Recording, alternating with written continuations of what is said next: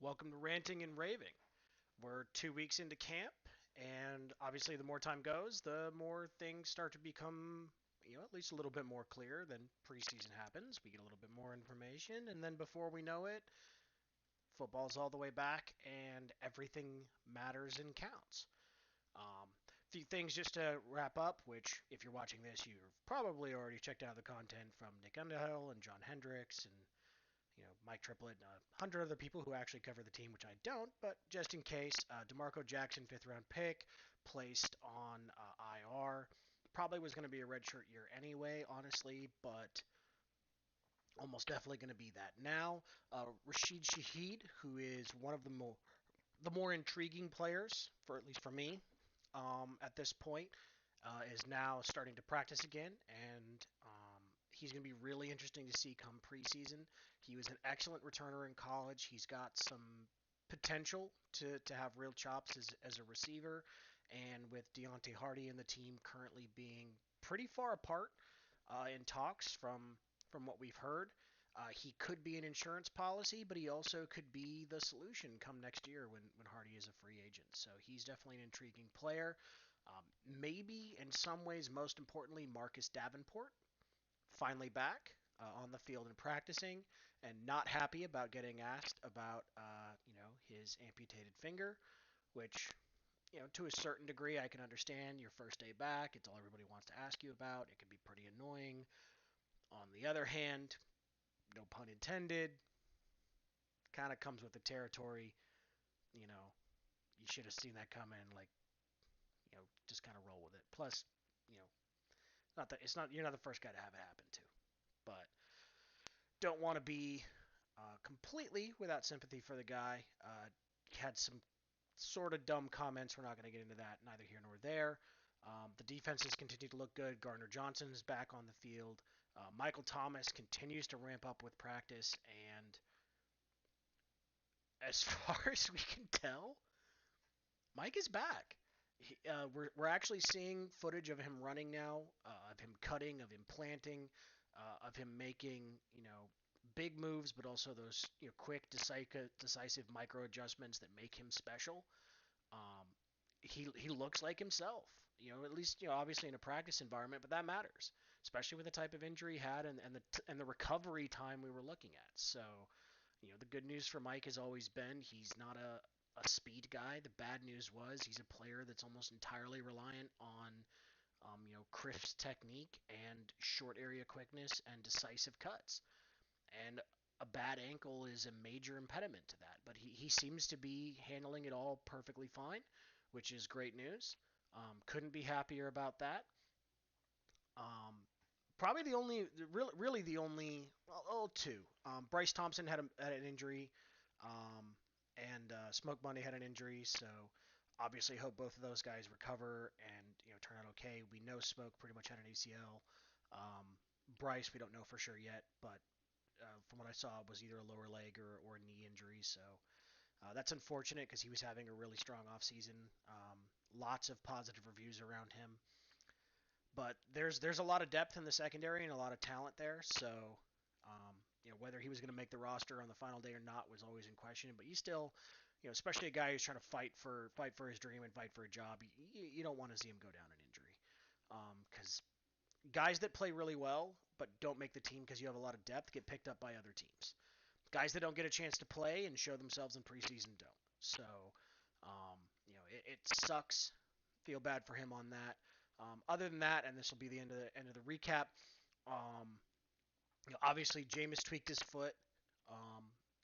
From the reports I saw, it looked like there was a little bit of a mixed bag around it, but it seems to be just a tweak, a roll, something like that. Lower foot related, not the leg that he I think it was his right leg that he had the ACL tear on. It's actually the other leg, which is a good thing. To a degree, if it's going on that leg, there can be a chain, there can be additional damages, they can be because of compensation. There's a lot of things that could go with it.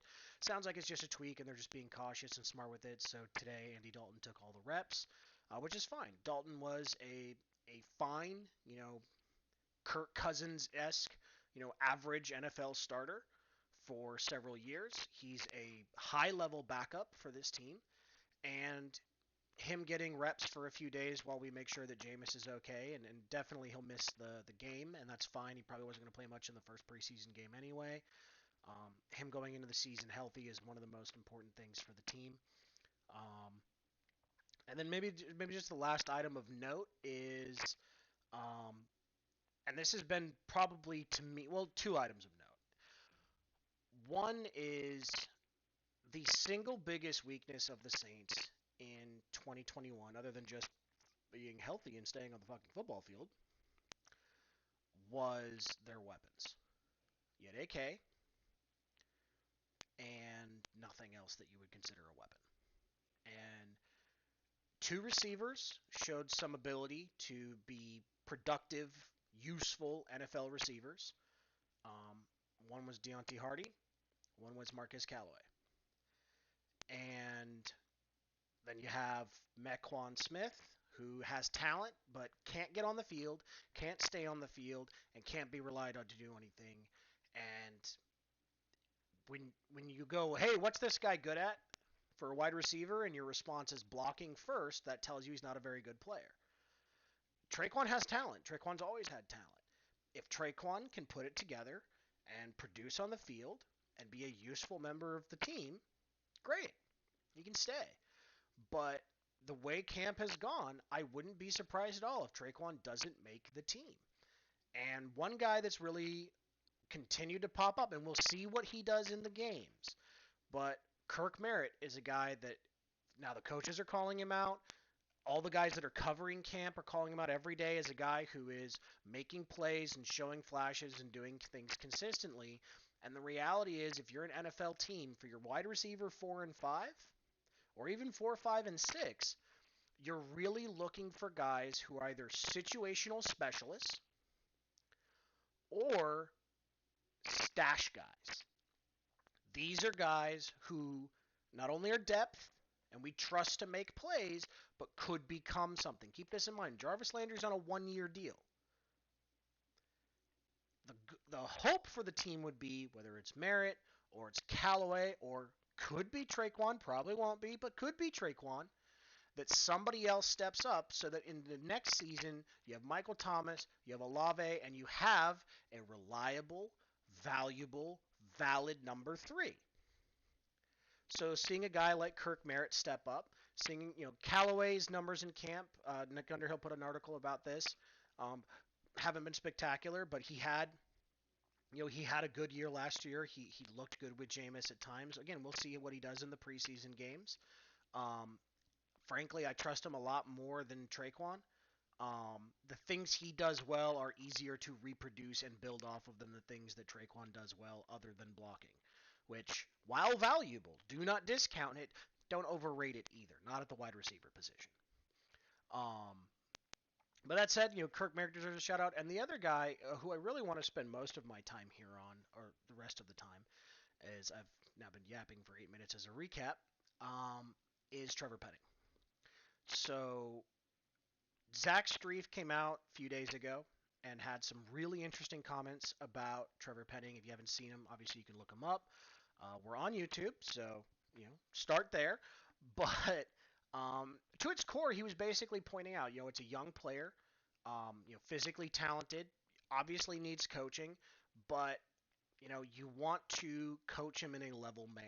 I'm paraphrasing, but essentially what that means is when he does things well, if he does them through the whistle and the guys on the other side don't like it and have a problem with it, you go, good job, you did what you were supposed to do. He should be mad because you beat him.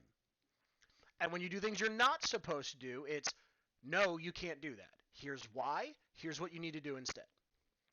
And the way that Zach talked about that and just the way he spoke about it makes me think he's going to be a fantastic coach.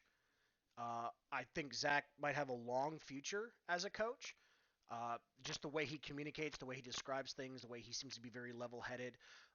Positive reinforcement tends to work better than negative reinforcement, provided that negative reinforcement is provided where appropriate. Meaning, you do need to point out, especially with young players, that you're doing this well. Keep doing this. Oh, they don't like that? I don't care. You did what you were supposed to do. Yes, keep doing it. But when you do wrong, I'm going to come at you just as hard, maybe harder. You need to have that give and take, that push and pull, the carrot and the stick, however you want to position it. So seeing that that's the way the conversation around him is being framed by his actual coaches is good to see. But the bigger thing is you're seeing a guy with a world's load of talent who's winning reps, and guys are getting mad. And guess what? They're in the heat, and he's a very physical player, and you're in camp. And there's dust ups in camp every year. Like Mike punched CD like 2 years ago. I said it on the last time I talked about Trevor Petting. If it's not an everyday thing, and depending on how and when it happens, I'm really not that worried about it.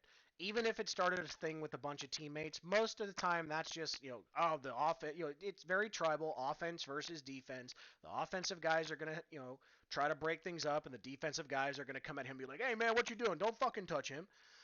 Especially on a team where the defense feels like they're the top guys, and, they're taking it from there. And that's fun. Again, it hasn't been an everyday thing. I haven't seen any reports of fights getting started since he got kicked out. So clearly he's, you know, worked with it, talked with his teammates. They're chilling out, but he's winning a lot of reps, and the positive buzz around him continues to grow and grow. Now we'll see. Again, the preseason, basically 3 games to see, hey, can he win this spot for week 1? Now here's personally for me, and this will play itself out over time, but here's my theory on Trevor Petting. So I'm sure and again, if you haven't, look it up. It's pretty entertaining. But he had a quote in the pre-draft process where he told the reporter, "Hey, ask me what my favorite thing is about football. What's your favorite thing about football? I get to legally assault the guy across from me." A big old grin on his face, and you could kind of pick up like it's kind of a half joking but half not. Like I can physically dominate and manhandle somebody and not get any trouble for it, and that's a lot of fun for me. And when you're a giant land mammal like he is, yeah, that's a lot of fun. But there's some undertone to that. Now it can be, you can read that as like a toxic, roid head, I like to beat people up kind of thing, which it could be. Could be a bully mentality, but it also can be a competitive streak. And at least for now, I'm actually reading it more as just how competitive he is, and being addicted to competition and addicted to trying to win and trying to dominate the person across from you. And that being the feedback. I want to win every single rep. I want you to know I won this rep. I want to leave no doubt of who won this rep every single time. And that obsessiveness that I'm talking about, it describes another guy on the Saints, Michael Thomas, who also at times rubbed teammates the wrong way and has had issues with getting into it with teammates on the field when facing them, but has also turned himself as a guy. Now, Mike wasn't called raw coming out of college. Mike was the opposite. Mike didn't have the incredible measurables that Penning has, but he was a technician who was ready from day one. So I'm not saying they're the same players, but what I am saying is, and this is theory, it will play itself out over time. We'll see whether or not it's right. But what I am saying is I believe that Penning isn't just a dickhead who wants to start fights. He's not an overly physical player. I think he's an overly competitive player. And that's a good thing. Because if that's his driving force, if it's I never want to lose a rep, and there's some evidence for this, of all the reporting that was around him pre-draft, one of the things that a lot of his coaches said that stuck out was he's one of the hardest working kids they've ever been around. That it mattered to him, that he loves football, but he puts in the work. And the guys who get good early and great fast are the guys who have talent but put in the damn work. Not just going to work and doing the work, but putting it in, taking that extra thing, taking every rep seriously, being obsessive about success. And if Trevor Petting is one of those players, and him taking things through the whistle is that mentality of I need to dominate every single rep. I'm not letting you beat me once. And he is attacking his technique work and his work in the weight room and his work with his diet and his work with all the other things it takes to go from college to pro, if he is attacking those and working with Doug Marrone, of course, being a part of that, Marrone and Streif and all of that, if he is attacking all of those elements with the same ferocity, the same intensity, the same dedication that he did that interview, that the report said he does in general, but that he is doing on the field, playing through the whistle, this kid's going to be really, really good. Because, and again, Mike is a great example of this. I'm choosing Mike for the example, not that they're parallels as players, but it's that mentality. It's that mental edge. Drew is a guy like this. We've had a lot of guys like this in New Orleans.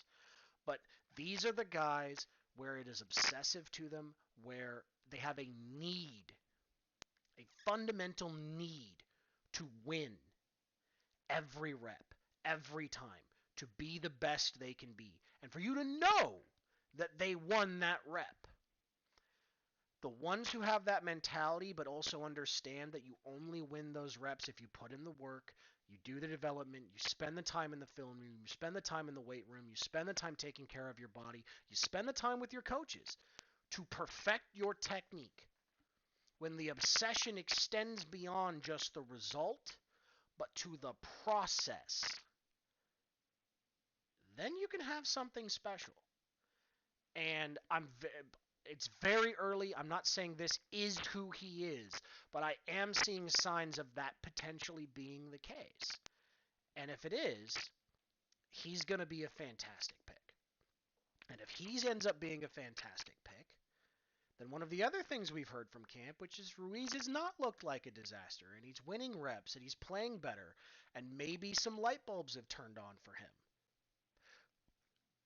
If Penning is able to be a really good left tackle quickly, Pete can be Pete, a pretty damn good left guard who occasionally fucks up. You have McCoy, who's an excellent center, Ramczyk, who's an excellent right tackle. If Ruiz can just be average, and every player on the line is talented, athletic, can move, can do things, and nobody is a weak point, this offense could be really, really good.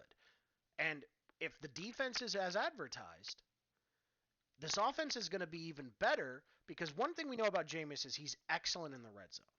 And if the defense is forcing turnovers or forcing short fields, where if you're starting a lot of drives, close to the 50 or even, at the 40, it's like, okay, well, you get 2 first downs or one big chunk play, and you're in the red zone.